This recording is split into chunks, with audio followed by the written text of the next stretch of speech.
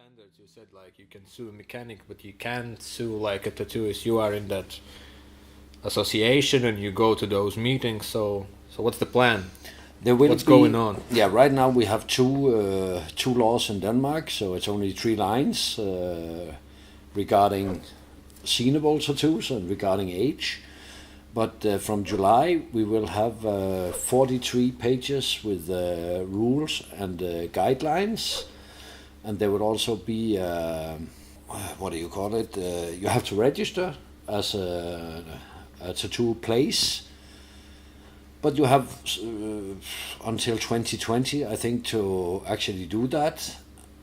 And then again, we don't know how many tattooers there is in Denmark, and it will take a while. It will also take a while to educate people, to teach them people, and then again, I don't think that these rules have anything to do with the home tattooers. It will not take away the home tattooers. Yeah, I think these rules usually like if you're considering should I go to the shop or continue at home, when you make it harder to work legally, you have your fees, the rules, you have to have some standards. Many people can say like, fuck it, I'm staying at home. Like it might even make the tattoos a bit more expensive, because there will be more things that we have to have in here, and I think the people who will take in the rules and take care about them are the places where you are already safe.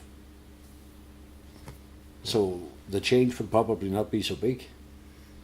yeah, I think it's good. No, but it's I don't think it will change much the things how it is now, but at least there will be some standards to hold on to. And like we talk, it's all about educating people, and then maybe when there's those rules, also the same institutions should kind of make awareness of what's going on, because Yeah. people might not know that there's rules. Cause We will get into a database, of course. We will get every year check like the restaurants do, and I think it's absolutely super. But then again, I think the businesses that are ready for it will take it in, and you can already go there safe. what triggered them rules? What happened? Why it was suddenly a thing? I actually don't know how it all started, but it's been an issue for so many years that I think this is the only business in Denmark that you can run without any rules. No union, no nothing. It was the king's rule, actually the last rule the king made, and it's completely crazy that you can. In my objective, that you can work with people's skin and therefore people's health without any education, any rules at all. And like you say, in Latvia, you probably had that rule for many years. No, it's not. It's recent.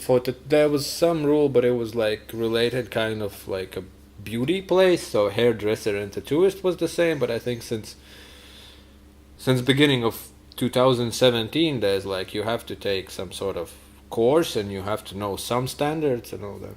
Yeah, but we kind of it's been in Sweden for some years now, and we Denmark is a place where we normally like to see ourselves in front, and we have a lot of rules, but in this place we just don't have any. I mean, there isn't even you can even have a dog running around here.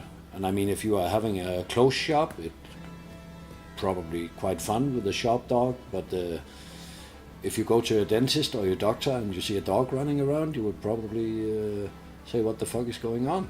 Well, you might die happy. But what's the most talk thing? What's the main issue on those meetings where you go and see the big people? The biggest difference will definitely be in the hygiene. Is there a specific top priority of things? There will be, I have seen them, I just don't remember them, but there is a complete instruction about how to set up things. There's no specific place where you have to buy that stuff that you need to use, because they cannot go into that. But the two suppliers that we have in Denmark, Right now we are working with the Environment Ministry about making rules for them, which papers they have to send us with the colors and stuff, so we can follow the batch numbers on the colors and stuff like that. There's rules for them also, and we are working on them. They should be finished by, I think, by January. So there will be a little bit more, or a lot more. I mean, going from 2 lines to 43 A4 papers is a big change. Yeah, also from the running and looking after shop, it's all that writing down the inks and all that. It's kind of, yeah, it's a big deal. But again, yeah, we need to keep a 5-year-old journal about which colors is used in all tattoos, and also the clients can have that. They can go back, and it's not like there's been so many problems with the colors actually if you follow up. If you follow up again, but also we talked that for customers it should be like kind of, they shouldn't be afraid to ask stuff. No, like not if there's all. like, I always say, like, for example, if I do a piercing, I explain everything I can, and I say, if there's anything you're not sure about, just ask. 'Cause like, there's no stupid questions. No. If you don't know, you don't know. Ask and make sure that it's okay.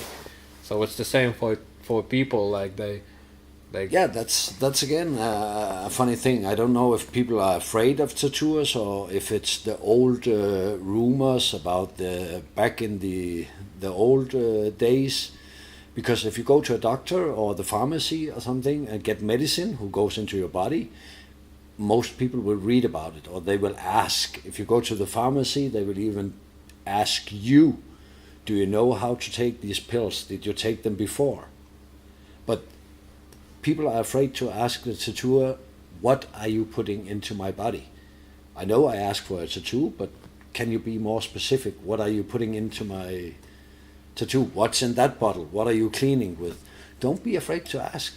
I guess people expect that if the place looks okay, everything should be fine. But there's also, like, as working here, sometimes we're like, do you sterilize needles? So we're like, no, they're brand new and all that. But it's those questions that should be okay to ask, because like, how can you know if you don't know? And you better ask than be sorry later. Exactly, yeah. And it's not like, there is gangs around.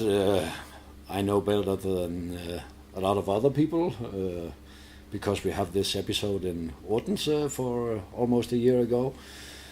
But still, you shouldn't choose a shop which is related to that stuff. And even if how did it turn out? It turned out that it was all like, it's 21st century and police know what they're doing, and it can be, they do know what they are doing. We don't know what the future brings. I mean, there's a lot of things happening in the underworld all over the planet probably, but it shouldn't really affect your tattoo. Don't be afraid to ask. You have to know what is being done with you. ask questions, check and double check. Check and double check. Better safe than sorry. Yeah, there's no stupid questions. So, in conclusion, main thing is to, if you're not sure, ask and make sure that everything is fine. So it's not a bad thing to do, to ask questions. Even if the manager only speaks English, just ask. Yeah, I can also speak Russian. Exactly. Da. Da. On this bombshell, we ending this episode of Tattoo Shop Talk. Tattoo Shop Talk.